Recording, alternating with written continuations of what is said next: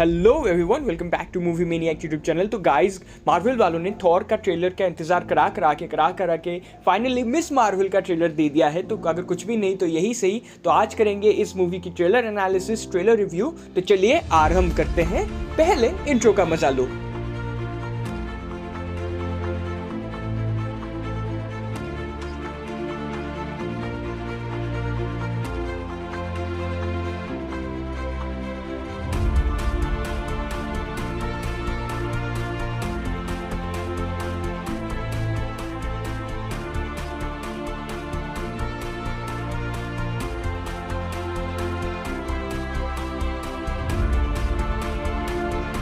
तो गाइस, सबसे पहले हम देखते हैं कि उसने किताब में कुछ डूडल्स बना के रखे हैं, जहाँ पे वो एंट मैन और मैन एंट का पिक्चर्स आप देख सकते हैं, जो बताती है कि वो कितनी बड़ी फैन है एवेंजर्स की।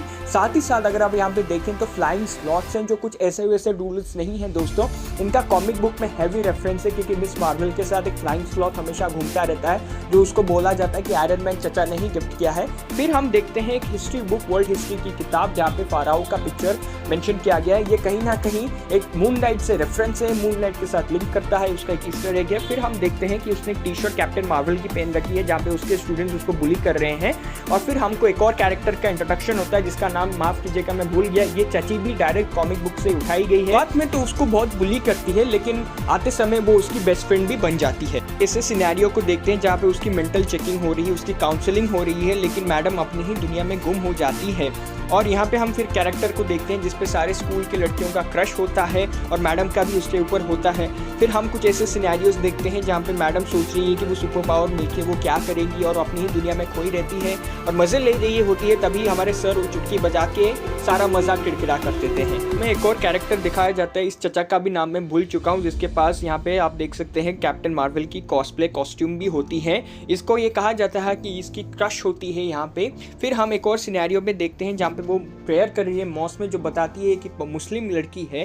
फिर हम इसको देखते हैं कॉस्मिक इवेंट में, यानी एक कॉस्प्ले इवेंट में आप कह सकते हैं, जो कैप्टन मार्वल के ऊपर है। और यहाँ पे आप देख सकते हैं वो एवेंजर्स न्यू जर्सी का उसने पहन रखा है, जहाँ पे ये कॉस्प्ले हो रहा है। और ये जो सूट है उसने पहना है, ये कैप्टन मार्वल का पायलट सूट है, जो दिखाता है कितनी बड़ी फ़ैन है उनकी। उसके बाद वो कॉस्प्ले इवेंट के लिए तैयार होती है। उसके बाद हम उसके मॉम के कैरेक्टर का भी इंट्रोडक्शन मिल जाता है, और फिर उसके डैड के कैरेक्टर भी हम इस ट्रेलर में भी देख सकते हैं। ये दोनों ही इंडियन एक्टर्स हैं दोस्तों। फिर हम देखते हैं दोस्तों इस ट्रेलर का सबसे बड़ा इंपॉर्टेंट पार्ट और सबसे बड़ा कंट्रोवर्शियल पार्ट, कि इसको पावर्स मिलते हैं एक बॉक्स से, यहाँ से उसको बैंड्स मिलते हैं कुछ। ये बैंड्स भी हैवी कॉमिक रेफरेंस से बनाई गई हैं दोस्तों, क्योंकि कॉमिक्स में, मार्वल कॉमिक्स में लिटरली 2 बैंड्स हैं, जिनका नाम है नेगा बैंड्स और एक है क्वांटम बैंड्स, जो एक हैवी कॉमिक रेफरेंस है फर्स्ट कैप्टन मार्वल से, क्योंकि जो हमारे पहले कैप्टन मार्वल चचा थे वही ये सब दोनों पहनते थे। और ये माना जा रहा है कि ये जो बैंड्स हैं, इसी का ही दोनों का कॉम्बिनेशन करके मिस मार्वल को दिया गया है। ये कंट्रोवर्शियल इसलिए है दोस्तों, क्योंकि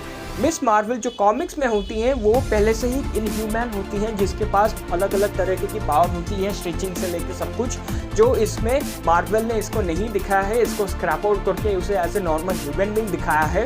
ये कहाँ तक चलेगा, ये तो स्ट्रीम जब डिज्नी हॉटस्टार पे होगा शायद तभी ही पता चलेगा। फिर हम देखते हैं दोस्तों इसको बहुत सारी सुपर पावर्स मिल गई हैं उस बैंड्स को पहनने से। फिर हम एक और सीन देखते हैं जहाँ पे उस पावर्स के उसको साइड इफेक्ट्स झेलने पड़ रहे हैं। फिर हम एक और कैरेक्टर जो उसका भाई साहब है, फिर मैं इनका नाम नहीं जानता हूँ दोस्तों, फिर इनका भी इंट्रोडक्शन हो ही जाता है। फिर एक और हम सीन देखते हैं सर्कल क्यू का, जो यहाँ पे ब्लास्ट हो रहा है। सर्कल क्यू का भी बेसिकली एक कॉमिक रेफरेंस है दोस्तों। ये बेसिकली हेडक्वार्टर होता है शुरुआत में कैप्टन मार्वल का। जितने भी उसने कांड करने होते हैं वो उसकी सारी प्लानिंग सेटिंग सब कुछ इसी सर्कल क्यू में करती थी। फिर हम एक सीन देखते हैं जहाँ पे पता नहीं किसने गांजा फूंक के इतना धुआं बना दिया है, जहाँ पे 4 लोग खड़े हैं। लेकिन यहाँ पे दोस्तों ये प्रेडिक्ट किया जा रहा है कि इस सीरीज़ में ये जो 4 लोग हैं शायद ये विलेन का किरदार निभाएंगे। अब पता चलेगा इस सीरीज़ देखने के बाद ही ये शायद कौन विलेन है। फिर हम देखते हैं पाकिस्तान में, जो यहाँ पे देख सकते हैं सनी कोल्ड ड्रिंक, उसके बाद उर्दू में लिखा गया है कि पाकिस्तान में एक फ़ाइट होती है। और ये जो कैरेक्टर आप देख रहे हैं इसका नाम है लाल खंजीर, यानी red dagger. Red dagger basically एक सुपर हीरो है। ये भी एक मिस मार्वल के कॉमिक रेफरेंस में बना गया है, जो बेसिकली कराची को सेव करता है इंस्टेड ऑफ न्यूयॉर्क। यहाँ पे वो उनके मिस मार्वल के साथ हमेशा काम करता है, लेकिन यहाँ पे दिखाया गया है कि उनकी एक फाइट हो रही है जो शायद किसी मिसअंडरस्टैंडिंग के कारण हो गई होगी। ये तो सीरीज देखने के बाद ही पता चलेगा। फिर हमको एक और बुढ़िया दिखाई जाती है जो पता नहीं कौन है, ये कौन है कैरेक्टर, लेकिन अगर मेरी प्रेडिक्शन करें तो मुझे लगता है ये हमारे जो लाल खंजर यानी जो रेड डैगर है उनकी मम्मी है। तो अगर हम सिनेरियो एनालिसिस करें तो पता चलता है ये लड़की गई थी पाकिस्तान में किसी की शादी को अटेंड करने के लिए, कोई फंक्शन अटेंड करने के लिए, लेकिन वहाँ पे कुछ कांड हो जाते हैं जिसके कारण उसको अपनी पावर्स वहाँ पे यूज़ करनी पड़ती है। फिर हम चलते हैं कट टू लास्ट सिनेरियो जहाँ पे दिखाते हैं, जो ब्यूटीफुल सिनेरियो दिखाते हैं जो कॉमिक बुक से फिर से उठा के यहाँ पे चेप दिया गया है, और इसी के साथ ये ट्रेलर ख़त्म हो जाता है। तो अगर मैं ट्रेलर की समरी करूं तो दोस्तों तो पॉजिटिव यही है कि ट्रेलर छोटा है और इससे आपको कहानी का कोई आइडिया नहीं मिलता। लेकिन अगर मैं नेगेटिव की बात करूं दोस्तों तो यहाँ पे वही मैं बोलूँगा कि कैरेक्टर को जिस तरह से पावर मिला है ट्रेलर में दिखाया गया है वो कैरेक्टर कनेक्शन नहीं बना पा रहा मेरे से, क्योंकि यहाँ पे ये नहीं दिखाया गया है कि कैरेक्टर ट्रेंड हुई है या उसने कुछ मेहनत की है वो पावर मिलने को, वो बस लकी थी और उसको वैसे ही पावर मिल गया। यही सेम रीज़न के कारण कैप्टन मार्वल को भी क्रिटिसाइज किया गया था, जिसके कारण उसका कैरेक्टर कनेक्शन नहीं हो पाया था लोगों से।